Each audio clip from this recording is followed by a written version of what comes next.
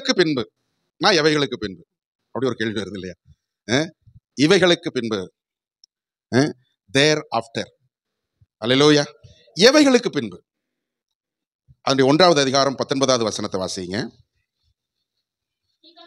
நீ கண்டவைகளையும் இருக்கிறவைகளையும் பாருங்க. நீ ஆல்ரெடி கண்டவைகளையும் இப்ப நடந்து கொண்டு இருக்கிறவைகளையும் இனி நடக்க போகிறவைகள். அப்போ வெளிப்படுத்தின விசேஷத்திலே யோவான் எழுதுகிற விஷயங்கள் ஏற்கனவே நடந்த விஷயங்கள், நடந்து கொண்டு இருக்கிற விஷயங்கள், சமகாலத்தில் இனி நடக்க போகிற விஷயங்கள். இப்ப பாருங்க, இவைகளுக்கு பின்பு என்கிற வார்த்தையினுடைய அர்த்தம் என்ன? இனி நடக்க போகிறவைகள். அல்லேலூயா. ஏற்கனவே சபையினுடைய காலமானது என்னாச்சு? 3வது அதிகாரத்தோட முடிஞ்சு போச்சு. அதுக்கப்புறம் நீங்க சபையை குறித்து வாசிக்க முடியாது. 22வது அதிகாரம் 16வது வசனத்துல மாத்திரம் தான் வாசிக்கிறோம். அது எங்குள்ள சபை? எடுத்துக்கொள்ளப்பட்ட மகிமையின் சபை. அல்லேலூயா. மணவாட்டி சபை. அது இப்போ பூமியில சபையினுடைய நாட்கள் முடிந்த பிற்பாடு, அதுதான் இந்த இவைகளுக்கு பின் என்று சொல்லுகிற வார்த்தையினுடைய அர்த்தம். பாருங்க, 1வது அதிகாரத்திலிருந்து 3வது அதிகாரம் வரைக்கும் 19 முறை சபை சபை சபை சபை என்று சொல்லப்படுகிறது. அது சபையை குறித்ததான அதிகாரங்கள். அல்லேலூயா. ஆனா நீங்க 4வது அதிகாரத்திலிருந்து எடுத்துக்கிட்டீங்கன்னா அப்புறம் சபையை நீங்க என்ன பண்ண முடியாதுங்க. சபைங்கிற வார்த்தையை நீங்க பார்க்க முடியாது 22வது அதிகாரத்தை தவிர ஒரே இடத்துல. அதுவும் பூமியில் உள்ள சபை அல்ல அது. அப்போ இவைகளுக்கு பின்பு என்பது தேவனுடைய சபை எடுத்துக்கொள்ளப்பட்டதற்கு அதுக்கு பின்பு இனி பூமியில என்ன நடக்க போகுது. அல்லேலூயா. நம்ம பார்க்கிறோம், இவைகளுக்கு பின்பு இதோ பரலோக திறக்கப்பட்டிருக்கிற ஒரு வாசலை. நீங்க வெளிப்படுத்தின விசேஷத்தை வாசிக்கும் போது கவனிச்சீங்கன்னு சொன்னா, ஐ சா இல்லைன்னா ஐ லுக்ட், ஐ ஹியர், 2 காரியத்தை நீங்க தொடர்ந்து பார்க்கலாம். நான் பார்த்தேன், நான் கேட்டேன். தூதன் பேசுகிறத நான் என்ன பண்ணேன்? கேட்டேன். அங்க இருக்கிற சத்தங்களை நான் கேட்டேன். அதுக்கப்புறம் நான் என்ன பண்ணேன்? நான் பார்த்தேன். யாரோ ஒருத்தர் பார்த்துட்டு வந்து என்கிட்ட என்ன பண்ணல? கதை சொல்லல. யாரோ ஒருத்தர் சொன்னதை நான் இங்க எழுதல. யோவான் சொல்லுகிறார், நானே பார்த்தேன், என் கண்ணாலே பார்த்தேன், என் காதாலே பார்த்தேன். அப்போ ஆங்கிலத்தில் சொல்லுவாங்க I get and year get. இது 2 ரொம்ப முக்கியம். நான் பார்க்கிற ஒரு விஷயம் அது ஐ கெட், நம்ம கேட்கிற ஒரு விஷயம் நம்முடைய இயர் கெட். இது 2ம் ரொம்ப முக்கியமான ஒரு காரியம். நான் பார்த்ததுக்கு எனக்கு எந்த டவுட்டும் கிடையாது. அல்லேலூயா. நான் பார்த்த விஷயங்களை இங்க உங்ககிட்ட நான் சொல்றேன்னு சொன்னா, அதனால தான் அந்த ஒரு சம்பவத்தை நான் சொன்னேன் ஆரம்பத்தில். அது நான் பார்த்தேன், அனுபவிச்சேன். ரைட். அதுக்கப்புறம் அந்த அந்த சகோதரனை குறித்து என்னுடைய எண்ணங்களே மாறி போச்சு. அல்லேலூயா. அப்ப நான் பார்த்ததான விஷயம் அதை எங்கிட்ட இருந்து யாரும் எடுத்துக்கிட்டு போடவே முடியாது. நான் கேட்ட விஷயங்களை நீங்க யாரும் என்ன பண்ண முடியாது, மாற்றவே முடியாது. உறுதியானது. ஆமென். கேட்கிறவைகள் ஒருவேளை தவறா இருக்கலாம், பார்த்தது மட்டுமா இருந்தால் அது கூட தவறா இருக்கலாம். ஆனால் பார்த்தவைகளும் கேட்டவைகளுமான 2 விஷயங்கள் இருக்குது பாருங்க. அது ஒரு காலம் என்ன ஆகாது, மாறாது. அல்லேலூயா. அப்ப இங்க யோவான் அவர் பார்த்தாரு, அவர் கேட்டாரு, அவர் எழுதி வச்சிருக்கிறார். ஸோ அப்போ இது ரொம்ப இம்பார்ட்டண்டான ஒரு விஷயம். நம்ம தேவனுடைய வார்த்தைகளை படிக்கும்போது அதை எழுதினதான தேவனுடைய பரிசுத்தவான்கள், அவர்கள் தேவனுடைய வார்த்தைகளை எழுதி வச்சிருக்கிறாங்க. அது ஒரு ஒரு அசைக்க முடியாத ஒரு நம்பிக்கைக்குரிய காரியம். அதுக்கப்புறம் விசேஷமா வெளிப்படுத்தின விசேஷம். ஏன்னா இங்க நிறைய காரியங்கள் சொல்லப்படுகிறது, நம்ப முடியாத காரியங்கள், இனி நடக்க போகிற காரியங்கள், ஓமைகள், ஓமானங்கள், அடையாளங்கள் இல்லையா, அடையாள சின்னங்கள் நிறைய இங்க கொடுக்கப்பட்டிருக்கிறது. அப்போ அவர் சொல்றாரு, பரலோகம் திறக்கப்பட்டிருக்கிறதை, வாசலை நான் கண்டேன். அல்லேலூயா. நான் பார்த்து கொண்டிருக்கும் போது பரலோகம் திறக்கப்பட்டிருக்குது. ஆமென். பரலோகம் திறக்கப்பட்ட அனுபவம் நிறைய பேருக்கு இருக்குது. நிறைய பேர் பார்த்துருக்கிறாங்க.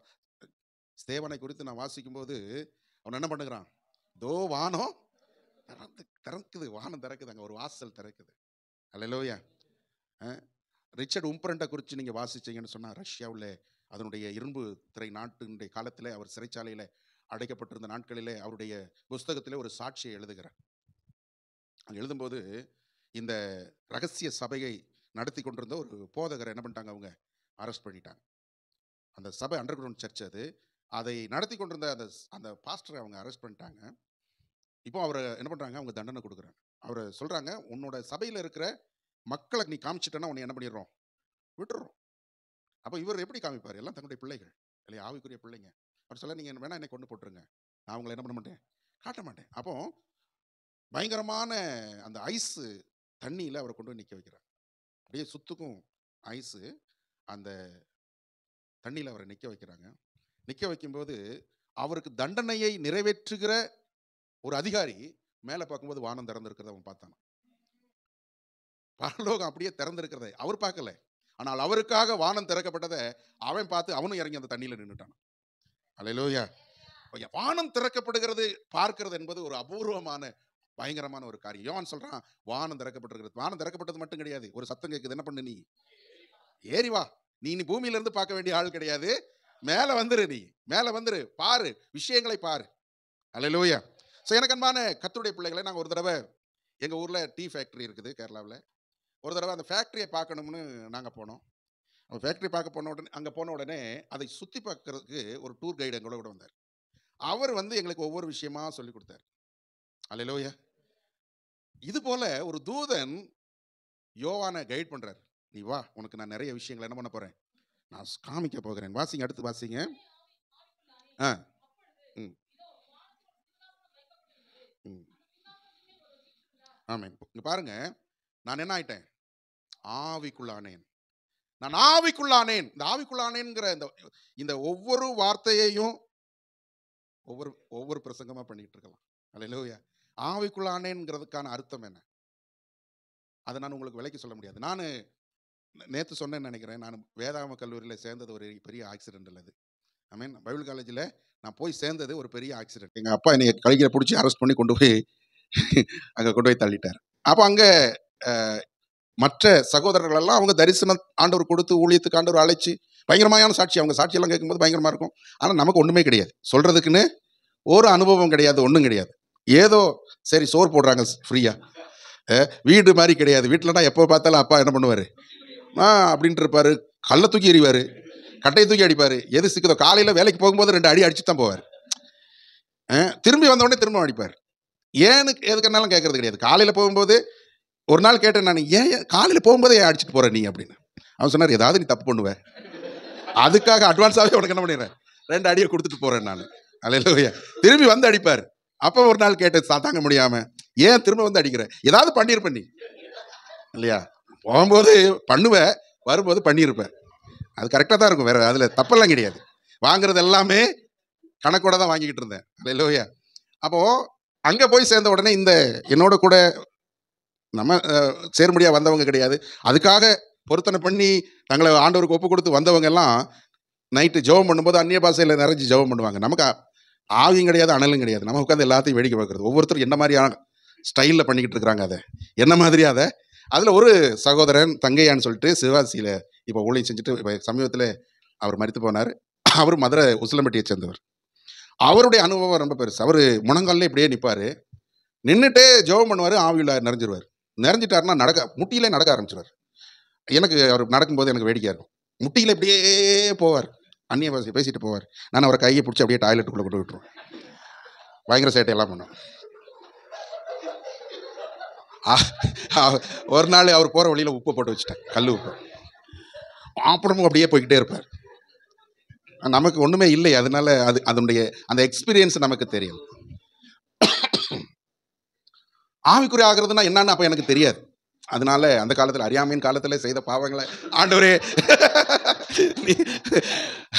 ஆனால் ஒரு நாள் ஒரு அண்ணா நகரில் ஒரு வெள்ளைக்காரர் ஒரு மீட்டிங் நடத்தினார். அங்கே இருக்கிற ஒரு சிட்டி சர்ச்சில் ஒரு கன்வென்ஷன். என்னன்னா இவங்க எல்லாம் போகும்போது நம்ம போகாமல் இருக்க முடியாது, ரைட்டா. அப்போ எல்லாரும் நம்மளை அரெஸ்ட் பண்ணி கூட்டிகிட்டு போயிடுவாங்க. ஏன்னா நமக்கு ஸ்பெஷல் பாதுகாப்பு இருக்குதாங்க, ஸ்பெஷல் வளையம். இல்லைன்னா ஓடி போயிடுவேன், எங்கேயாவது சினிமா தேட்டருக்கு போயிடுவேன், இல்லைன்னா வேற எங்கேயாவது போயிடுவேன். அதனால நமக்குன்னு ஸ்பெஷல் 2-3 கார்டெல்லாம் வச்சுருந்தாங்க. அவங்க நம்மளை அரெஸ்ட் பண்ணி கூட்டிகிட்டு போயிடுவாங்க. அப்போ 3 நாள் அந்த கன்வென்ஷனில் நம்மளை போயிருக்கிறேன். பின்னாடி யாருக்கும் தெரியாத இருட்டில் போய் உட்காந்துருப்பேன். கடைசி நாள் மீட்டிங்கில் அந்த துரை என்ன பண்ணுறாரு, ஆல்டர் கால் கொடுக்குறாரு. இப்படி காமிக்கிறார். இப்படி காமிக்கும் போது வானத்தை காமிக்கிற மாதிரி இருக்குது, இருட்டுக்குள்ளே இருக்கிற எண்ணெயை தான். அவர் சொல்கிறாரு, கர்த்தர் உன்னை தம்முடைய ஊழியத்திற்காக தெரிந்து கொண்டார். அல்லேலூயா. நான் சுற்றி முற்றி பார்க்குறேன், நீ வா அப்படின்றார். நீ முன்னாடி வா. ஐயோ, முன்னாடி போனால் இவங்க என்ன பண்ணிடுவாங்க நம்மளை, அவ்வளோதான் முடிச்சிருவாங்க, நம்ம போகவே கூடாது. அப்படி என்னை கல் மாதிரி அப்படி சிலை மாதிரி நின்றுட்டு இருக்கிறேன். ஆனால் எனக்குள்ள சில மாற்றங்கள் நடக்கிறத நான் உணர்றேன். ஆனாலும் எனக்குள்ளே இருக்கிறதான அந்த பிடிவாத குணம் நம்ம ஒரு காலமும் விட்டு கொடுத்துடக்கூடாது. ஆமென்.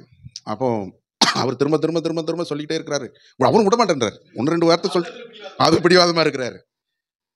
கடைசியில் பார்த்தீங்கன்னா யாரோ ஒரு பெரிய ஒருத்தர் என்னை பிடிச்சி தள்ளி, இல்லையா இந்த ரெஸ்லிங்கில் வருவாங்கல்ல அவங்க, நம்மளை குட்டு கட்டாக தூக்கி கொண்டு போய் முன்னாடி நிப்பாட்டினது மாதிரி அவர் கையிலேயே என்னை கொண்டு போய் கொடுத்துட்டது மாதிரி இருந்தது. அவர் அப்படியே தொட்டார், கீழே விழுந்துட்டேன் நான். அன்னைக்கு நைட்டு நாங்கள் எங்கள் ரூமில் போய் மறுபடியும் ரெகுலரான ப்ரேயர் அது. உட்காந்து ஜெபம் பண்ணுறோம். பரிசுத்த ஆவியானவர் எனக்குள்ளே வந்தார். நான் ஆவிக்குள்ளான தடவை ஆவிக்குள்ளானேன். எவ்வளோ நேரம் தெரியுங்களா? விடிய காலம் 2 மணி வரைக்கும் அந்நிய பாஷைகளை பேசி அப்படியே சிரிச்சுக்கிட்டே சிரிப்பு தான், சிரிப்பு, சந்தோஷம், மகிழ்ச்சி. எனக்குள்ள என்ன நடந்ததுன்னு எனக்கே தெரியல. அல்லேலூயா. ஆவிக்குள்ளானேங்கிறதுல பயங்கரமான விஷயம் இருக்குது. இன்னைக்கு கர்த்தருடைய பிள்ளைகள் சில நேரத்தில் நம்ம பாஸ்டர் சொல்லும்போது ஆவிக்குள்ளாகுங்கன்னும் போது ஆகிறோம், நிப்பாட்டுங்கன்னு உடனே நிப்பாட்டிக்கிறோம். அது கிடையாது. அல்லேலூயா. அந்நிய பாஷையை பேசின உடனே பேசுகிறோம், நிப்பாட்டுன உடனே நிப்பாட்டிக்கிறோம். அது ஒரு ஒரு என்ன சொல்றது, ஒரு கண்ட்ரோல் இல்லாத ஒரு ஒரு தன்மை தான் ஆவியானவருடைய அபிஷேகங்கிறது. அல்லேலூயா. உங்களை அசாதாரணமானவர்களாய் அது மாற்றும். நீங்க ஆவிக்குள்ள ஆனீங்கன்னா நீங்க என்ன ஆயிடுவீங்க? நீங்க இல்ல அது. அல்லேலூயா. தன்னிலை மறப்பது இல்லையா? இந்த உலகத்துல நிறைய விதமான போதை இருக்குது இன்னைக்கு. அது ஒரு பெரிய பிரச்சனை, நம்ம குழந்தைங்கள்ல இருந்து பெரியவங்க வரைக்கும். ஆனா ஆவியானவராலே நிரப்பப்படுகிற ஒரு போதை இருக்கு பாருங்க. அல்லேலூயா. அது நமக்குள்ள இருக்கிற பலவீனங்களை எல்லாம் தூர போட்டுரும். நமக்குள்ள இருக்கிறதான எல்லா விதமான கவலை, கண்ணீர் எல்லாம் அதை நீக்கி போட்டுரும். இங்க இவன் சொல்றான், நான் ஆவிக்குள்ளானேன், அவ்வளவுதான். அதுக்கு மேல அதுக்கு ஒரு வார்த்தை அவனால சொன்ன, அதுக்குன்னு ஒரு புக்கை எழுதியிருப்பாரு இல்லையா? ஆவிக்குள்ளானேன்னா என்ன அப்படின்னா அதுக்கு ஒரு புக்கை எழுதியிருக்கலாம். ஆனா இங்க யோவான் சொல்லுகிறான், நான் ஆவிக்குள்ளானேன். சிம்பிளான ஒரு வார்த்தை, ஒரே ஒரு சென்டென்ஸ். ஆனா தேவனுடைய பிள்ளைகளை அதில் அனுபவப்பட்டவர்களாலே தான் அதை உணர்ந்து கொள்ள முடியும். அல்லேலூயா. தேனு, நான் நல்ல காட்டு தேனை நான் சாப்பிட்டேன்னு சொல்றதுங்கிறது சொல்லலாம். ஆனா அதை சாப்பிட்டவங்களால தான் அதை என்ன பண்ண முடியும்? அதை உணர முடியும். அல்லேலூயா. அதை சொல்லுகிற வார்த்தையை நீங்கள் உணர வேண்டும் என்று சொன்னால் நீங்கள் அந்த அனுபவத்துக்குள்ள என்ன பண்ணியிருக்கணும்? போயிருக்கணும். அப்ப இங்க பாருங்க, நான் ஆவிக்குள்ளானேன், அப்பொழுது இப்பதான் வானத்திலே ஒரு சிங்காசனம் வைக்கப்பட்டிருக்க கண்டேன். அல்லேலூயா. அந்த கிறிஸ்துவானவரை, அவரை 3 விதமாய் நம்ம பார்க்க முடியும். அல்லேலூயா. அவர் தீர்க்கதரிசியாக அவரை நம்ம பார்க்க முடியும். அவரை ஒரு ஹை பிரீஸ்டா நம்ம பார்க்க முடியும். அவரை ஒரு ராஜாவா நம்ம என்ன பண்ண முடியும்? பார்க்க முடியும். அல்லேலூயா. அவர்தான் என்னது? உயர்ந்த உன்னதமான தீர்க்கதரிசி. நீங்க எபிரேய புஸ்தகத்தை வாசிக்கும் போது எபிரேய புஸ்தகம் முழுக்க முழுக்க முழுக்க இயேசு கிறிஸ்துவானுடைய மகிமைப்படுத்துதல் தாங்க இருக்கும். அல்லேலூயா. ஏன் எபிரேய புஸ்தகம் எழுதப்பட்டது? யாருக்கு எழுதப்பட்டது பாருங்க. எபிரேய புஸ்தகம் எபிரேயர்களுக்கு, யூதர்களுக்கு எழுதப்பட்டது. ஏன் யூதர்களுக்கு எழுதப்பட்டது? யூத விசுவாசிகள், அவன் விசுவாசி ஆயிட்டான், சர்ச்சுக்குள்ள வந்துட்டான், ஆனாலும் எங்க உட்கார்ந்துட்டு இருப்பான்? நியாயப்பிரமாணத்துல உட்கார்ந்துட்டு இருப்பான், தன்னுடைய பாரம்பரியத்துல உட்கார்ந்துட்டு இருப்பான். அல்லேலூயா. அவன் சொல்லுவான், எங்களுக்கு அங்கெல்லாம் நிறைய திருவிழாக்கள் இருந்தது இல்லையா? ஆசரிப்பு திருவிழா, அந்த திருவிழா, கூடார பண்டிகை, ஏகப்பட்ட பண்டிகை இருந்தது. இங்க ஒண்ணுமே காணமே. அப்போ அதையும் கொண்டாடிட்டு இங்க உட்காந்துக்கலாமா அப்படிங்கிற ஒரு எண்ணம் அவனுக்குள்ள வரும். அல்லேலூயா. அதுக்கப்புறம் அங்க நிறைய பலிகள் இருந்தது, ஆச்சாரங்கள், சடங்குகள் அங்க இருந்தது. எங்க பழைய ஏற்பாட்டுல. இப்போ அவனுக்குள்ள ஒரு எண்ணம், இங்கேயும் நம்ம சில சடங்குகளை, புகைய தூபங்களை எல்லாம் அங்கேயும் போடுவோமே. அல்லேலூயா. நல்லா தானே இருக்குது அது. சில சடங்குகளை எடுத்துக்குவோமே. அங்கேதான் எபிரேய நிருபம் எழுதப்படுகிறது. அல்லேலூயா. அப்ப எபிரேய நிருபத்தை நீங்க வாசிக்கும் போது 1வது அதிகாரத்தை நீங்க வாசித்தீங்கன்னா இயேசு கிறிஸ்துவை குறித்து அங்க சொல்லப்படுது. 1 அதிகாரம் முதல் 2 வசனங்களை வாசிங்க. பங்கு பங்காகவும் வகை வகையாகவும்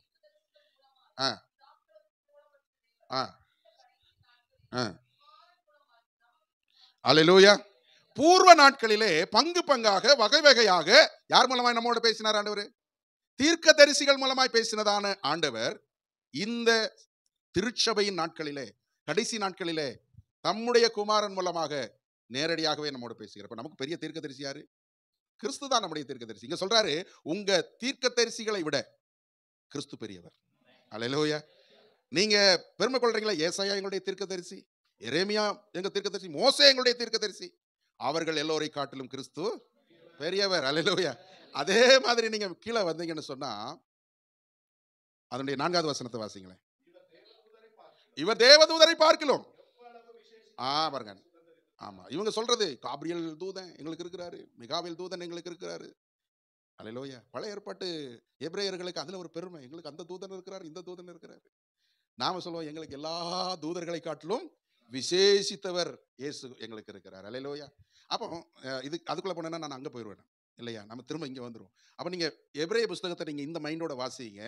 யூதர்கள் நியாயப்பிரமாணத்தின் மேல நம்பிக்கை வச்சு, அந்த யூதர்களுக்காக எழுதப்பட்டது. அங்கே சொல்லப்படுகிற ஒவ்வொரு காரியமும் நீங்க அந்த பக்கம் வந்தீங்கன்னா மோசையை காட்டிலும் பெரியவர் அவர், ஆபிரகாமை காட்டிலும் விசேஷித்தவர், எல்லாத்திலையும் விசேஷித்தவர். அல்லேலூயா. ஒவ்வொரு அதிகாரத்தை நீங்க வாசிக்கும் போது அவர் மெல்கிசேதேக்கின் முறைமையின்படியாக நமக்கு என்னவா இருக்கிறாரு? பிரதான ஆசாரியன். அல்லேலூயா. எல்லா ஆரோனை காட்டிலும், ஆசாரிய ஊழியத்தில் அழைக்கப்பட்ட முதல் ஆசாரியனாகி ஆரோனை காட்டிலும் இவர் எப்படிப்பட்டவராக இருக்கிறாரு? விசேஷித்தவராக இருக்கிறார். அல்லேலூயா. இப்போ அந்த வகையில யோவான் இங்க 4வது அதிகாரத்துல இயேசுவை சிங்காசனத்தில் வைத்து பார்க்கிறார். சிங்காசனம் எதை குறிக்குது? ஒரு ஆளுகையை குறிக்குது. அல்லேலூயா. பேசுறது உங்களுக்கு புரியுதா? புரியுதா? அல்லேலூயா. கொஞ்சம் கொஞ்சம் ஆழமான ஒரு சத்தியம் இது. இயேசுவை எங்கே பார்க்கிறாரு? சிங்காசனத்தின் மேலே பார்க்கிறார். சிங்காசனம் எதை குறிக்குது? ஆளுகை, அத்தாரிட்டி, பவர், ரூல் இல்லையா? ஆளுகை குறிக்குது, அதிகாரத்தை குறிக்குது. அது சிங்காசனம் ராஜ கம்பீரத்தை குறிக்குது. அல்லேலூயா. இன்னைக்கு ஒரு எம்எல்ஏ சீட்டுக்கு, எம்பி சீட்டுக்கு அது சீட்டுன்னு தான் சொல்றாங்க இல்லையா? அதுக்கு என்ன அடி அடிச்சுக்கிறாங்க பாருங்க. ஆமென். இன்னைக்கு காசு கொடுத்து அதை விலைக்கு வாங்குற அளவுக்கு இன்னைக்கு இருக்குது. அப்போ தேவனுடைய சிங்காசனம். இப்போ யோவான் பார்க்கிறார், வானத்திலே ஒரு வாசல் திறக்கப்படுது, பரலோகத்துக்குள்ளே கடந்து போகிறார். அங்கே த த்ரோன் ஆஃப் காட் அவர் பார்க்கிறார். அல்லேலூயா. தேவனுடைய சிங்காசனத்தை அவர் அங்கே பார்க்கிறார். இப்போ சிங்காசனத்தில் ஒருத்தர் என்ன பண்ணியிருக்கிறாரு? ஆமென். அல்லேலூயா. ஆமா, வாசிங்க 3வது அதிகாரம். வச்சிரக்கல்லுக்கும் பாருங்க, பார்த்தபோது இல்லைன்னா வீட்டு இருந்தவர் அவர் எப்படி இருந்தார் அப்படின்னு யோவான்ட்ட போய் நீங்க கேட்டீங்கன்னா எப்படி இருந்தாரா? வச்சிரக்கல்லு பதுமராகம். என்னையா சொல்ல வர்ற நீ? ஒன்றும் புரியலையே. ஆமே. என்னதான் என்ன ஒருத்தரை பார்த்துட்டு, இப்போ நான் நம்ம ஐசக் பாஸ்டர் நான் பார்த்துட்டு போய் எங்கள் ஊரில் போய் சொல்கிறேன்னு வச்சுக்கோங்களேன். எனக்கு ஒரு நண்பர் அங்கே இருக்கிறார், ஐசக் பாஸ்டர். அங்கே கேட்பாங்க, எப்படி இருப்பார் அவர் இல்லையா? உயரமாக இருப்பாரா, உள்ளமாக இருப்பாரா, குண்டா இருப்பாரா, இல்லை உங்களை மாதிரி மத்திய பிரதேசத்தோடு இருப்பாரா, எப்படி இருப்பார், முடி எப்படி இருக்கும்? அப்படி மாதிரி நம்ம ஒவ்வொருத்தையும் நம்ம என்ன பண்ணுவோம், விவரிப்போம்.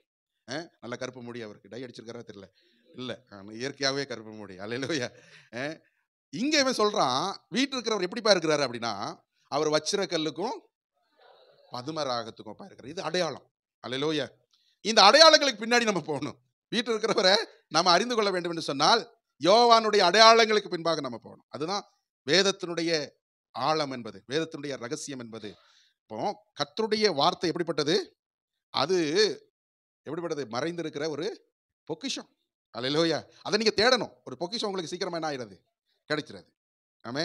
அதை தேடி போகணும். அந்த காலத்தில் நீங்க பார்த்தீங்கன்னா வெள்ளக்காரன் என்ன பண்ணா? உலகம் முழுவதும் தங்கத்தை தேடி போனாங்க. உலகம் முழுவதும் பொக்கிஷங்களை தேடி போனாங்க. பொக்கிஷம் என்பது விசேஷமானது, அது மறைந்திருக்கக்கூடியது. வேத சத்தியங்கள் எல்லாம் எங்க எப்படி இருக்குது? மறைக்கப்பட்டிருக்குது. அதை நோண்டி எடுக்க வேண்டியது நம்ம வேலை. அல்லேலூயா. அதை உள்ள இருந்து வெளியே கொண்டு வரணும். இப்போ பாருங்க, அவன் சொல்றாரு, முதல்ல பார்வைக்கு அவர் எப்படி இருந்தாரு? வச்சிரக்கல்லு. அப்ப வச்சிரக்கல்னா என்ன? ஆங்கிலத்தில் ஜாஸ்பர்ன்றாங்க. வச்சிரக்கல்லுக்கு என்ன சொல்றாங்க? ஜாஸ்பர்.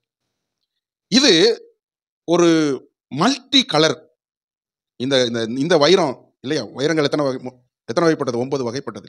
9 வகையா 12 வகையா? ஆனால் நம்ம யாத்திராகமத்தில் ஆசாரியனுடைய எத்தனை இருந்தது? அதில் 12 கல் இருந்தது. ஆமே. இந்த 12 கல்லோட தான் இங்கே நாங்கள் இதை கம்பேர் பண்ண போகிறோம். இப்போ பாருங்க, முதல் கல் சொல்லப்படுகிறது வச்சிரக்கல், ஜாஸ்பர். இது பலவிதமான வண்ணங்களை கொடுக்கக்கூடிய ஒரு தன்மை உள்ள ஒரு கல். பலவிதமான வண்ணங்கள். நீங்கள் இயேசுசாமி அப்பாவா நீங்கள் பார்த்தீங்கன்னா உங்களுக்கு அவர் அப்பா. அல்லேலூயா. நீங்கள் அவரை அம்மாவா பார்த்தீங்கன்னா அவர் உங்களுக்கு அம்மா. வெர்டிக்கல் ஃபிகர் அப்படின்னு சொல்லுவாங்க. ஆமே. வெர்டிக்கல் ஃபிகர்னா என்னது? எந்த வகையில் நீங்கள் பார்க்குறீங்க அவரை? ஒரு நண்பனா பார்க்குறீங்களா? தனியாக நடந்து போயிட்டு இருக்கிறீங்க, பேச்சு துணைக்கு ஆளே இல்லை, அவர் ஒரு நண்பனா சேர்த்துக்கங்க. நீங்கள் அவர் உங்களோட பேசிட்டே வருவார். அல்லேலூயா. அவரை நீங்கள் ஒரு சகோதரனா பார்க்குறீங்களா? மூத்த சகோதரன் அவர். அல்லேலூயா. தோளில் கையை போட்டுட்டு வாடா போகலாம் அப்படின்னு சொல்லுவார். ஆமென். இந்த ஜாஸ்பர் எப்படிப்பட்டதுன்னா பல வண்ணங்களை கொடுக்கக்கூடியது. அவர் என் கலர்லையும் இருக்கிறார். அல்லேலூயா. அவரை நான் இண்டிஜினியஸாக எடுத்துக்கலாம். என்னோட எவராக நான் என்ன பண்ணிக்க முடியும்? எடுத்துக்க முடியும். அல்லேலூயா. அவர் வெள்ளைக்காரன மாதிரி நான் நினைக்க வேண்டிய அவசியம் இல்லை. அவர்கிட்ட எந்த கலரை நீங்கள் மாட்டினீங்களாலும் அவர் செட் ஆயிடுவார். அதில் ஆமாம், அதில் ஃபிட் ஆயிடுவார் அவர். ஏசுசாமி என்ன எங்கள் இந்தியாக்காரர், தமிழ்நாட்டுக்காரர், தமிழ்காரன்னு சொன்னால் அதுலேயே அவர் செட் ஆயிடுவார். அல்லேலூயா. இப்போ தமிழ்லையும் நிறைய தமிழ் இருக்குது. எங்கள் சர்ச்சில் ஒரு குடும்பம் இருக்குது, திருவள்ளூரை சேர்ந்தவங்க, சென்னையில். நல்லா பேசிகிட்டே இருப்பாங்க. திடீர்னு என்ன நீ அப்படின்ட்டுருவாங்க. நம்ம என்ன இது நல்லா தானே இந்த சகோதரி பேசிக்கிட்டு இருந்தாங்க, திடீர்னு புருஷனை பேசுகிற மாதிரி பேசுகிறாங்களே அப்படின்னு. ஆனால் அது அவங்களுடைய மரியாதை. நம்ம அதை நம்ம புரிஞ்சுக்கணும் முதல்ல இல்லையா? சென்னையில் இருக்கிறவங்க சில நேரத்தில் நம்மளை வாடப்படான்னு சொல்லிட்டாங்கன்னா அது இன்ஸ்டல்ட்னு நம்ம நினைக்கக்கூடாது. அதுவும் அவங்க கொடுக்குற ஒரு பெரிய ரொம்ப அன்பு வந்தால் தான் வாடார் போடான்ருவாங்க இல்லையா? அது வரைக்கும் ஐயாம்பாங்க, சரிங்கய்யா, ஆகுங்கய்யா, சரிங்கய்யான்பாங்க. திடீர்னு என்ன நீ அப்படிம்பாங்க. அதுவும் அந்த ஈக்குவலாக தான் நம்ம என்ன பண்ணணும், எடுத்துக்க முடியும். அப்போ அவங்க பாசைக்கு ஏற்ற மாதிரியாக கூட அவர் மாறிடுவார். அல்லேலூயா. ஸோ எங்கேயும் எப்பொழுதும் எப்படியும் நமக்காக மாறுகிறவர் நம்முடைய ஆண்டவர். அல்லேலூயா. ஆமா, அதனால தான் அவருக்கு இம்மானுவேல்னு சொன்னாங்க. இம்மானுவேல்னா என்ன? நம்மோடு கூட இருக்கிறவர். நீங்க மாடி வீட்டில் இருக்கிறீங்களா?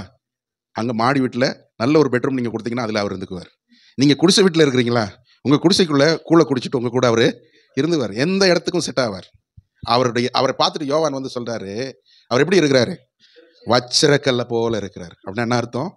எல்லாருக்கும் எல்லாவுமாக அவர் இருக்கிறார். அல்லேலூயா. அவர்கிட்ட வேறுபாடே கிடையாது. ஆமென். நீங்க ஆப்பிரிக்கா போனீங்கன்னு சொன்னா, ஆப்பிரிக்காவில் பார்த்தீங்கன்னா இயேசு சாமி ஆப்பிரிக்கன் மாதிரியே வரைஞ்சி வச்சிருப்பாங்க. நம்ம பிராவோ மாதிரியே இருப்பார் அவர். அல்லேலூயா. ஆமென். நாம கூட இந்தியாவுக்கு ஏற்ற மாதிரி நம்மள மாதிரி வச்சுக்கலாம். நம்ம ஒன்றும் பிரச்சனை கிடையாது. அவர் எந்த தேசத்திற்கும் எல்லாருக்கும் எல்லாவுமாய் அவர் மாறினவர். அப்போ அவர் சொல்றாரு, அவரை பார்க்கும்போது அந்த கல்லை பிரத்யேகமா ஒரு கல்லை சொல்றான். ஆமென். அந்த வச்சிரக்கல். அதுக்கப்புறம் பதுமராகம். ஆமென். பதுமராகத்தை நம்ம ஆங்கிலத்தில் ரூபி. இந்த ரூபிக்கு என்ன கலர்னா ரெட் கலர். அல்லேலூயா. ரெண்டே கலர் உள்ள கல்லை தான் அவரை குறித்து அடையாளப்படுத்துகிறார் யோவான். அல்லேலூயா. எந்த கலரு? வச்சிரக்கல்லும் பதுமராகம். அதுதான் ஸ்பெஷல் அதுல. அல்லேலூயா.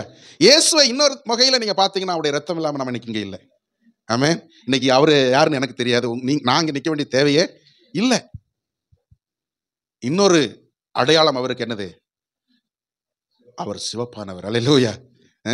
சிவந்தோல் அப்படின்னு தேம்பாவணியில இருக்குது. சிவந்தோல். ஆமென். தேம்பாவணி வீராமணி அவர் எழுதினார் இல்லையா?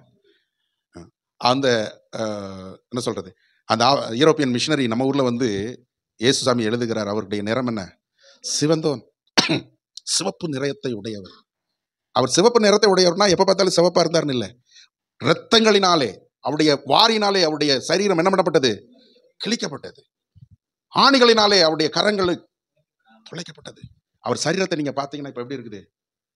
ரத்தமா இருக்குது. அல்லேலூயா. காயங்களாக ரத்தம் வடிந்து சிவப்பு நிறத்தோட அவர் இருக்கிறார். இந்த இந்த பேஷன் ஆஃப் கிரைஸ்ட வந்து மெல் கிப்சன்ங்கிற ஒரு ஹாலிவுட்டை சேர்ந்ததான ஒரு டைரக்டர் இது பண்ணார். அந்த படத்தை ப்ரிவியூ பார்த்தாங்க நிறைய அங்கே ஹாலிவுட்டில் இருக்கிற நிறைய பேருக்கு, நிறைய பாஸ்டர்ஸுக்கு எல்லாம் போட்டு காமிச்சதுக்கப்புறம் நிறைய பேர் வந்து அவர்கிட்ட கேட்டாங்களாம், ரொம்ப ரத்த களரி மாதிரி இருக்குதே, பயங்கரமாக இருக்குதே, ரத்த வாடகை அதிகமாக இருக்குதே அப்படின்னு அவர்கிட்ட கேட்ட உடனே அவர் சொன்னாராம், நான் எடுத்தது கம்மி தான், இதுக்கு மேலே என்னால் பண்ண முடியல. ஆனால் இயேசுவை நான் தியானிக்கும் போது நான் அவருடைய விஷுவலை நான் பார்த்தேன், அது இதோட பயங்கரமாக இருந்தது. அல்லேலூயா. அவர் நமக்காக தம்முடைய சரீரத்தை கிழிக்க ஒப்பு கொடுத்தார். அவரை நம்ம பார்க்கறது நம்ம நிறைய நேரத்தில் பாருங்க, இன்னைக்கு கேத்தலிக்ஸ்லாம் அவரை வந்து குழந்தை இயேசு, இன்ஃபன்ட் ஜீசஸ் அப்படின்னு பார்த்துட்டு இருக்கிறாங்க. அல்லேலூயா. சிலர் அவரை கொஞ்சம் வளர்ந்தவரை கூட பார்க்குறாங்க. ஆனால் நாம தேவனுடைய பிள்ளைகள் அவரை பார்க்க வேண்டியது சிலுவையில் தான். அல்லேலூயா. நமக்காக அவர் கரங்களிலே ஆணிகள் கடவப்பட்டார், நமக்காக வாரியினாலே அடிக்கப்பட்டார், நமக்காக சிலை முற்கிடம் சுடப்பட்டார், நமக்காக ஈட்டியினாலே விழாவிலே குத்தப்பட்டார். அப்போ அவரை நீங்கள் பார்க்கும்போது எப்படி பார்ப்பீங்க? ரத்தமாக இருக்கிற, கொஞ்சம் கூட ஒரு சொட்டு ரத்தம் கூட அவருடைய சரீரத்தில் இல்லை. கடைசியாய் வேர்வையும் கண்ணீர் ரத்த துளியா அப்படி வெளியே வருது. அல்லேலூயா. ஸோ இங்கே 2 கல்லை குறித்து நம்ம பார்த்தோம். ஒன்று வச்சிரக்கல், பல வர்ணங்களை கொண்டது. இன்னொன்று பதுமராகம், ரூபி, சிவப்பு நிறத்தை உடையது.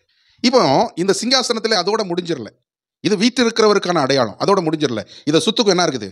ஒரு வானவில் இருக்கிறது. அல்லேலூயா. நமக்கு எல்லாருக்கும் தெரியும், வானவில் என்பது மனுஷனுக்கு இல்ல மனித குலத்திற்கு ஆண்டவர் கொடுத்ததான ஒரு வாக்குத்தத்தம், இல்லைன்னா ஒரு உடன்படிக்கை. எங்க பார்க்கிறோம்? நம்ம ஆதியாகமத்துல பார்க்கிறோம், நோவாவோட கர்த்தர் உடன்படிக்கை பண்ணார். நிறைய நேரத்தில் நம்ம அப்படித்தான் சொல்லுவோம், நோவாவோட உடன்படிக்கை. அவர் நோவாவோட உடன்படிக்கை பண்ணல, அப்படி இல்லை எழுதப்பட்டது. வாசிங்க பார்க்கலாம். ஆதியாகமத்துல 9வது அதிகாரம் 12 இருந்து வாசிங்க. 9வது அதிகாரம் 12.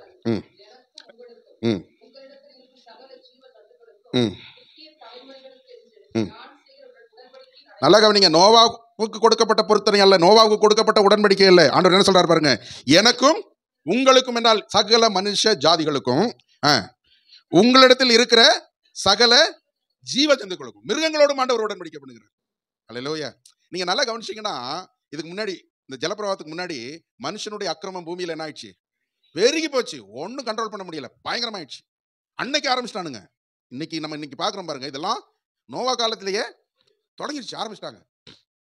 ஆரம்பிச்செல்லாம் நடந்துகிட்டு இருக்கும்போது கர்த்தராலே சகிக்க முடியல. பூமியிலே பாவம் பெருகி போனதுனாலே மனுஷனை படைச்சதை குறித்து அவர் விசனப்பட்டார். சொல்றாரு, எல்லாத்தையும் நான் என்ன பண்ண போறேன், அழிக்க போறேன், எல்லாத்தையும் கம்ப்ளீட்டா அழிக்க போறேன். இப்ப பாருங்க, மனுஷன் தானே தப்பு பண்ணா, மிருகம் என்ன தப்பு பண்ணிச்சு? மரம் செடி கொடி எல்லாம் என்ன தப்பு பண்ணிச்சு? ஆனா ஆண்டவர் என்ன சொல்றாரு, மனுஷன், மிருகம், மரம் செடி கொடி எல்லாத்தையும் நான் என்ன பண்ண போறேன், எல்லாத்தையும் நான் அழிக்க போறேன். ஏன்னா மனுஷன் இல்லாம அது இருந்து என்ன பிரயோஜனம்? ஒன்றும் பிரயோஜனம் கிடையாது. அப்போ அப்படியே அவர் சிந்தித்துக் கொண்டு இருக்கும்போது திடீர்னு நோவாவை பார்க்கிறார். நோவாவுக்கோ தேவனுடைய கண்களில் என்ன கிடைச்சது? கிருபை கிடைச்சிச்சு. அவன் நோவா தகுதியானவனா இருந்தான் என்பதல்ல, அங்கேயும் கிருபை தான். கிருபை இல்லாம ஒண்ணுமே இல்லை, நாமளே இல்லை. அங்கேயும் நோவா, அப்ப நோவாவின் மூலமாக ஆண்டவர் என்ன பண்ணுகிறார்? பூமியை புதுப்பிக்கிறார். அல்லேலூயா. ஒரு நியூ கிரியேஷன், ஒரு ரினோவேஷனை ஆண்டவர் செய்கிறார். ஒரு புதுப்பித்தலை ஆண்டவர் கொண்டு வருகிறார். மழையினாலே வெள்ளத்தினாலே பூமியை அவர் அழிச்சிட்டு ஒரு வானவில்லை தோன்ற பண்ணுகிறார். அல்லேலூயா. தோன்றிட்டு அவர் சொல்றாரு, நான் உன்னோட உடன்படிக்கை பண்ண போறேன். ஏன்னா யாரோடாவது ஒருத்தர் வேணும் அதுக்கு, இல்லையா? அண்டர்சைன் பண்றதுக்கு, இல்லையா? ஒரு அக்ரிமெண்ட் அண்டர்சைன் பண்றதுக்கு யாராவது ஒருத்தர் வேணும். ஆமே. நாங்கள் சமீபத்தில் அரசாங்கத்தில் போய் எங்களுக்கு ஒரு கல்லறை தோட்டம் வேணும் அப்படின்னு கேட்டோம். முன்னாடினா அது என்ன பண்ணுவாங்க, நம்ம பொதுவாக நம்ம சர்ச் சபைகள் பேரில் இல்லை ஒரு குறிப்பிட்ட நம்ம ஒரு சங்கம் மாதிரி ஃபார்ம் பண்ணி அந்த பேரில் கொடுப்பாங்க இடத்த. இப்போ கவர்மெண்ட் அந்த திட்டத்தை மாற்றிடுச்சு. இப்போ அவங்க என்ன பண்ணுறாங்கன்னா, கிறிஸ்தவ கல்லறையை முனிசிபாலிட்டி சேர்மனுடைய பேரில் தான் என்ன பண்ணுவாங்க, ரிஜிஸ்டர் பண்ணுவாங்க. அரசாங்கத்துடைய கட்டுப்பாட்டில் தான் அது இருக்கும், ஆனால் அது கிறிஸ்தவ கல்லறையாக இருக்கும். அப்படி தான் எங்களுக்கு இப்போ பண்ணி கொடுத்தாங்க. அல்லேலூயா. இப்போ அண்டர்சைன் பண்ணுறதுக்கு யாராவது ஒருத்தர் வேணும், அதுதான் நோவா. ஆனால் நோவாவோட போட்டப்பட்ட உடன்படிக்கை அல்ல, உங்களோடும் என்னோடும் கர்த்தர் உடன்படிக்கை பண்ணி இருக்கிறார். அல்லேலூயா. இனி பிறக்க போகிற தலைமுறைக்கும் இந்த உடன்படிக்கை இருக்குது. நமக்கு மாத்திரம் கிடையாது. மிருகத்தை பார்த்து ஆண்டவர் சொல்றார், உங்ககிட்ட நான் உடன்படிக்கை பண்ணுகிறேன். அல்லேலூயா. சகல ஜீவ ஜந்துக்களோடும் கர்த்தர் உடன்படிக்கை பண்ணார். அப்போ அந்த உடன்படிக்கையை கர்த்தர் இப்பொழுது என்ன பண்றார், ஒரு அடையாளமா தம்முடைய சிங்காசனத்துக்கு மேல வச்சிருக்கிறார். அதாவது ஒரு மறக்கல. அல்லேலூயா. அது நித்திய உடன்படிக்கையாய். சில உடன்படிக்கைகள் எப்படிப்பட்டது? நித்திய உடன்படிக்கை. அதை அழிச்சிக்கவே முடியாது. அந்த நித்திய உடன்படிக்கையாய் அவருடைய சிங்காசனத்துக்கு முன்பாக அது இருக்குது. அது எப்படியா இருக்குது அப்படின்னு யோவான்ட்ட கேட்கும்போது அவர் சொல்றாரு, அது மரகதம் போல இருக்கு. அல்லேலூயா. இப்போ பொதுவாக சொல்லுவாங்க, வானவில்லுக்கு எத்தனை கலரு? 7 கலரும்பாங்க, இல்லையா? வச்சிருக்கல, அதுக்கு வச்சிருக்கலாம், இல்லையா? வச்சிருக்கல் தானே, அது பல நிறங்களை கொண்டது. ஆனா இவர் என்ன சொல்றாரு? மரகதம் சொல்றாரு. அல்லேலூயா. மரகதம் பார்த்தீங்கன்னா எமரால்டுன்னு ஆங்கிலத்தில் சொல்லுவோம். அதுக்கு என்ன கலருன்னா பச்சை கலர். அல்லேலூயா. அதுக்கு என்ன கலரு? பச்சை கலர். பச்சை கலர் எதை குறிக்கிறதுனா, எப்பவுமே நம்ம ஈகோ ஃப்ரெண்ட்லியாக இருக்கிறது எல்லாத்தையும் என்ன சொல்லுவோம்? கிரீனரி. அதை குறிக்கிறது. அது வளர்ச்சியை குறிக்கிறது, ஐஸ்வர்யத்தை குறிக்கிறது. அல்லேலூயா. அது தேவனுடைய உடன்படிக்கையை நமக்கு என்ன பண்ணுகிறது? வெளிப்படுத்துகிறதாக நமக்கு இருக்கிறது. அல்லேலூயா. எபிரேயர் நிருபம் 13வது அதிகாரம் 5ஆம் வசனத்தை நாம் வாசிப்போம்.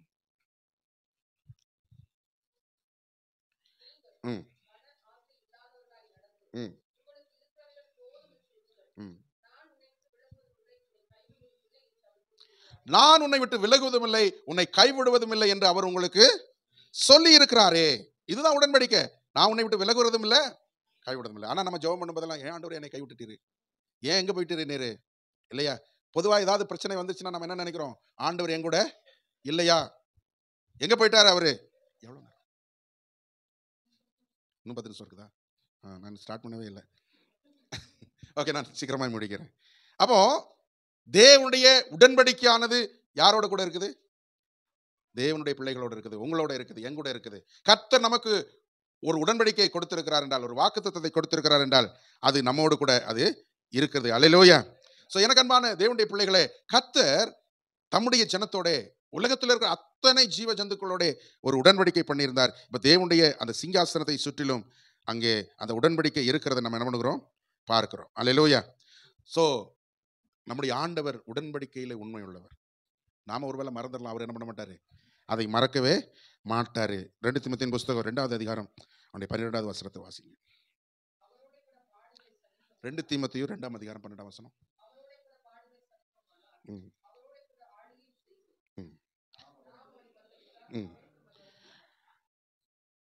அவரோட கூட நாம் இருந்தோம் என்றால் அவர் நம்மோட கூட இருப்பார். நாம் அவரோட கூட என்ன பண்ணுவோம்? இங்கேயோட அவர் விட்டுட்டு போயிட மாட்டார். நாம் அவரோட கூட ஆளுகை செய்வோம். அல்லேலூயா. சோ அவரோட ஆளுகை செய்யும்படியாக தெரிந்து கொள்ளப்பட்டவர்கள் நீங்களும் நானும். இந்த சிங்காசனம் எதை குறிக்குது? ஆளுகையை குறிக்குது. நாம் ஆளுகை செய்கிறவர்களாய் நாம் இன்றைக்கு காணப்படுகிறோம். 1 கொரிந்தியர் புஸ்தகம் 6வது அதிகாரம் 2-3 வசனங்களை நாம் வாசிப்போம். ஆமா. இல்ல. ஒரு 2-3.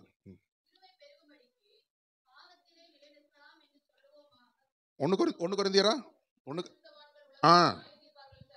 ம். ஆ. ம். ம். ம். ஹல்லேலூயா. பரிசுத்தவான்களாகிய நீங்களும் நானும். நீங்க பரிசுத்தவான் நீங்க நம்புறீங்களா? ஹல்லேலூயா.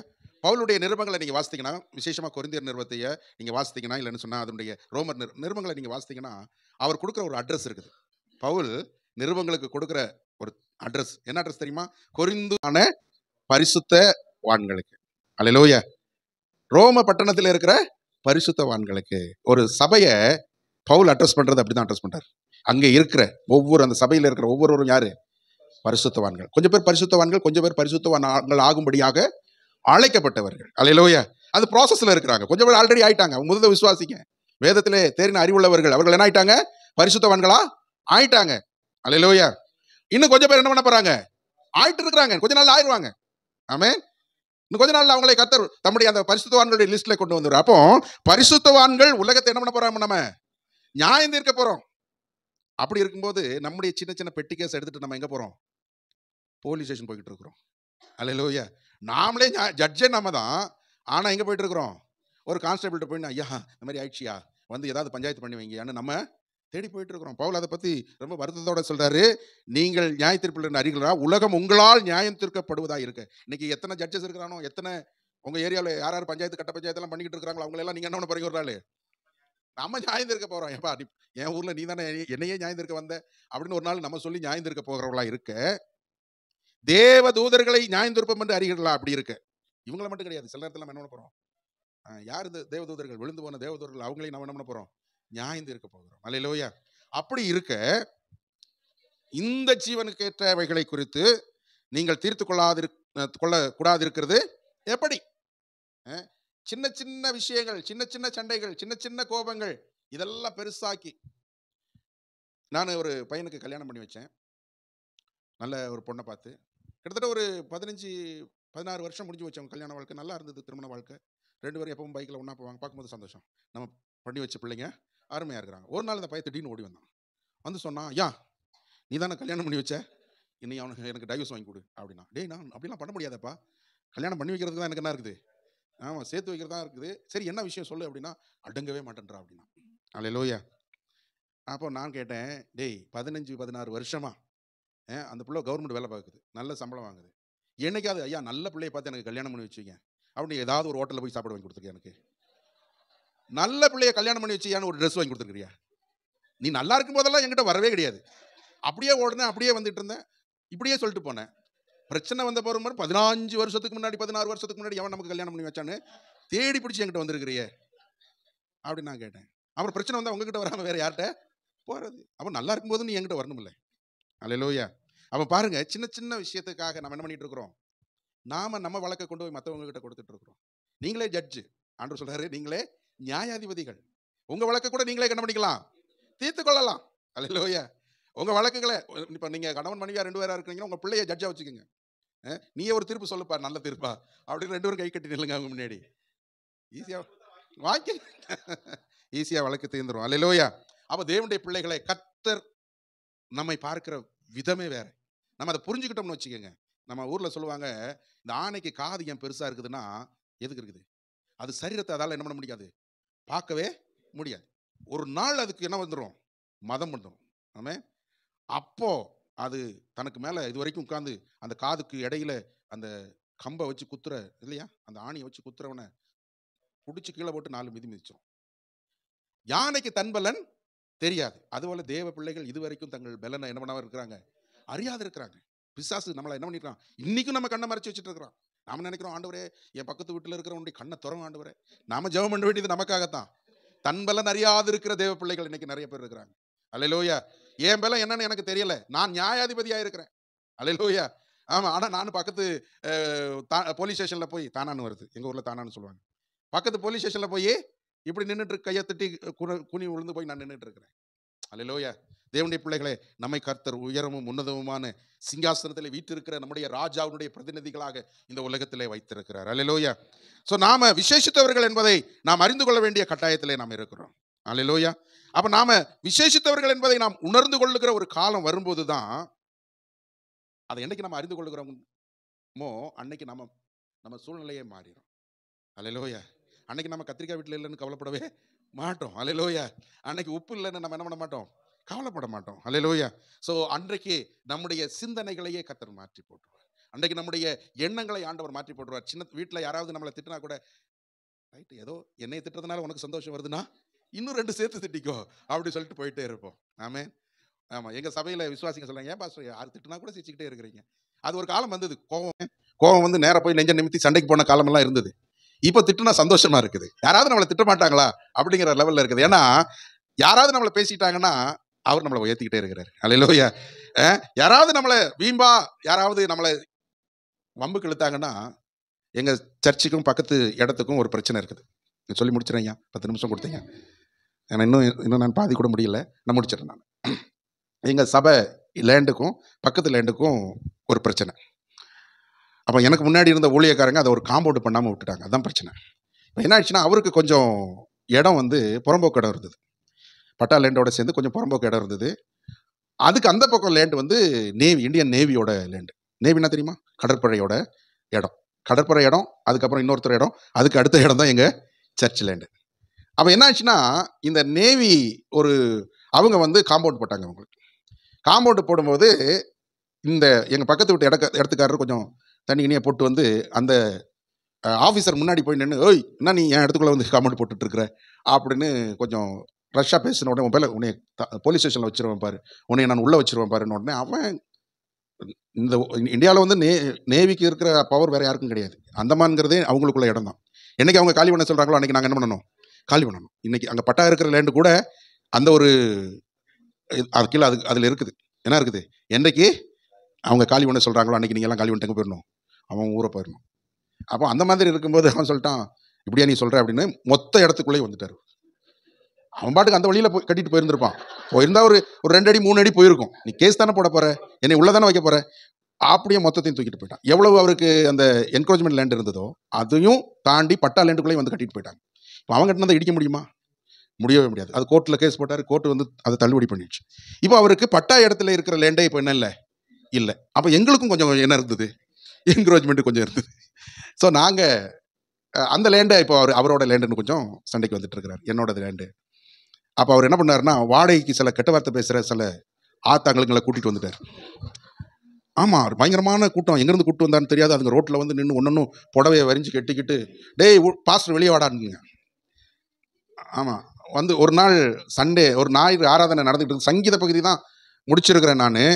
அந்த கூட்டம் வந்து நின்றுச்சு. ஆட்டோவில் டடன்னு வந்து இறங்க, எல்லாம் லேடிஸ் ரைட்டா, வந்து புடவையை கட்டிட்டு சர்ச் வாசல், டேய் வெளியே வாடா அப்படின்னு கூப்பிட்டு கெட்ட வார்த்தைன்னா மைக்கில், அதுக்கு மைக்கில் கூட இது பண்ண முடியாது, அந்த மாதிரியான பார்த்தீங்க. பசங்க எல்லாம் அப்படி நிற்கிறானுங்க. நானும் ஆண்டவரே நெஞ்சில் கையை வச்சுட்டு நின்றுட்டு இருக்கிறேன். அந்த சீன் முடிஞ்ச அடுத்த நேரத்தில் போலீஸ் ஸ்டேஷனில் போய் அந்த ஃபாஸ்ட் எங்களை கெட்ட வார்த்தையில் திட்டுறான்னு கம்ப்ளைண்ட் கொடுத்துட்டாங்க. ரைட்டா, அப்படி பயங்கரமான ஒவ்வொருத்தரும். அன்னைக்கு என்னாச்சுன்னா, அந்த ஆராதனை அதோட நிப்பாட்டிட்டோம், நாங்கள் சங்கீதத்தோடு நிப்பாட்டிட்டோம். அப்புறம் திரும்ப எல்லாம் பயங்கரமான பிரச்சனையாச்சு. நம்ம பசங்க கொஞ்சம் பேர் வாலிப பசங்க, அவனுங்க இந்த பக்கம் இருப்பானுங்க, அந்த பக்கம் இருப்பானுங்க. அவனுங்க போய் 4 அப்பா போயிட்டானுங்க. எல்லாத்தையும் எங்கே பாஸ்டியாக பேசுகிறேன்னு அவனுங்க மாம்சத்தில் போய் அரைஞ்சிட்டானுங்க. டேய் விடுங்கடா அப்படி அந்த இது டிப்ரெஷனில் எனக்கு மயக்கம் வந்து நான் விழுந்துட்டேன். ஒரு 3 days 4 நாள் 5 நாள் ஹாஸ்பிட்டலில். நான் வாழ்க்கையிலே ஹாஸ்பிட்டலில் இருந்தது தேவகிருபையில் அந்த நாட்கள் இருந்தோம். அல்லேலூயா. ஸோ இப்போ யார் எது திட்டினாலும் நமக்கு சந்தோஷம். ஆமே. இப்போ அந்த அந்த அந்த யாரெல்லாம் அந்த காரியங்கள் எல்லாம் செஞ்சாங்களோ அவங்க யாருமே இன்னைக்கு இல்லை. யாரெல்லாம் அந்த சபைக்கு முன்னாடி வந்து நின்று பிரச்சனை பண்ணாங்களோ அவங்க யாருமே இல்லை. அது நான் பெருமையாக சொல்லலை, வருத்தத்தோட சொல்கிறேன். அவங்க ரட்சிக்கப்பட்டிருக்கணும், மனம் திரும்பி இருக்கணும், பரலோகத்துக்கு வந்திருக்கணும். ஆனால் அவங்க எல்லாம் அற்பமான நாய்ஸ்லே அவங்க எல்லாம் கேன்சர் வந்து, மற்ற வியாதி வந்து திடீர்னு அவங்களுக்கு நிறைய பேருக்கு கேன்சர் தான் வந்தது. ஆச்சரியமாக இருந்தது எனக்கு கூட. ஒரு அம்மா இறந்ததுக்கு நான் போய், எனக்கு கெட்ட வார்த்தையில் ரொம்ப திட்டினது அதுதான். அது ஹாஸ்பிட்டலில் கேன்சரில் படுத்துருக்குது. நான் போய் பார்த்ததுக்கு ப்ரேயர் பண்ண இப்படி இருந்துச்சு. அதால் பேசவே முடியல. அந்த கீமியெல்லாம் பண்ணி தலையெல்லாம் மொட்டை போட்டு இப்படி இருந்துச்சு. நான் அதுக்கு கொஞ்ச நேரம் காதுக்கிட்டேயே சுவிசேஷம் சொல்லி மனம் திரும்பி போயாது கடைசி நேரத்துலையா அது அப்படின்னு சொல்லி ஜெபம் பண்ணிட்டு வந்தேன். அப்போ எனக்கன்பான கர்த்தருடைய பிள்ளைகளை, நம்முடைய பிரச்சனைகள் என்பது ஒரு பிரச்சனையே கிடையாது. அல்லேலூயா. கிறிஸ்து நமக்குள்ளே இருக்கும்போது அவர் நம்மளை வச்சிருக்கிற அந்த இடத்த நம்ம என்ன இடத்துல வச்சிருக்கிறாரு நம்ம தெரிஞ்சுக்கிட்டோம்னு சொன்னால், இந்த உலகத்தினுடைய எந்த விதமான சக்தியினாலும் நம்மளை என்ன பண்ண முடியாது, அசைக்கவே முடியாது. அல்லேலூயா. இப்போ பாருங்க, 3 கற்களை குறித்து நம்ம பார்த்தோம். ஒன்று வச்சிரம். ஆமென். இப்போ நான் ஒரு சின்ன விஷயத்தை மட்டும் சொல்லிடுறேன். நீங்க அந்த ஆசாரியர்களுடைய